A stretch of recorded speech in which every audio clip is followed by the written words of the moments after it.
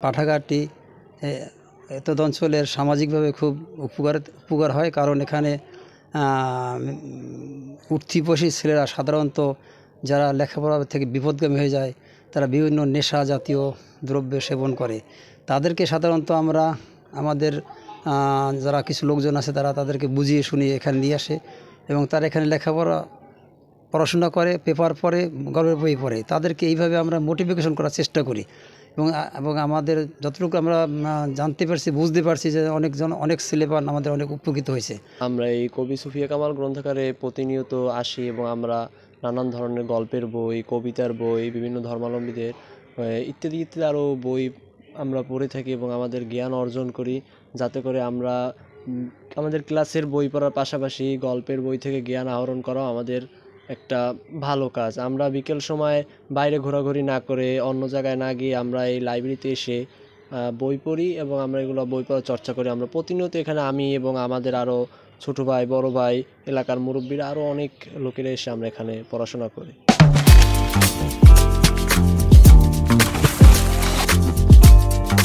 আমি এখানে এই কবি সুফিয়া কামাল গ্রন্থাগার, এখানে আমি প্রায় আমার আসা পড়ে এবং এখানে এসে আমি আমার বিভিন্ন রকমের বই আমি স্টাডি করি এখানে। আমি ছাড়াও এলাকার অন্যান্য মুরব্বী এবং অন্য বাচ্চারা এখানে আসেন, ওরা এখানে স্টাডি করেন, কেউ গল্পের বই পড়েন, কেউ অন্যান্য ধর্মগ্রন্থ আছে এখানে, সেটা ধর্মগ্রন্থের বই আছে, সেগুলো চর্চা করেন। ঝালকাঠি জেলা সরকারি গণগ্রন্থাগার কর্তৃক নিবন্ধনকৃত সুফিয়া কামাল গ্রন্থাগার আমাদের ঝালকাঠি জেলা শহরে অবস্থিত।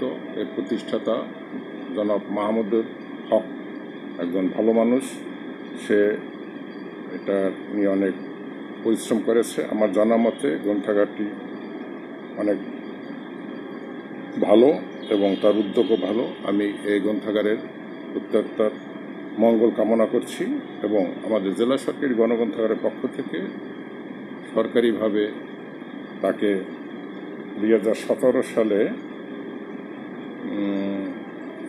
তালিকাভুক্ত করা হয়েছে। তার তালিকাভুক্তি নম্বর 2। আমি সরকারি গণগ্রন্থাগার ঝালকাঠির পক্ষ থেকে তার সাফল্য কামনা করছি। আমি মোহাম্মদ মাহমুদুল হক। ব্যক্তি জীবনে আমি কম্পিউটারের ছোট একটা ব্যবসা করি। আমার মূল উদ্দেশ্য হলো আমার বইয়ের প্রতি অধিক ঝোঁক এবং এলাকার যুব সমাজ যাতে বইয়ের প্রতি আগ্রহী হয়, এখান থেকে জ্ঞান অন্বেষণ করতে পারে।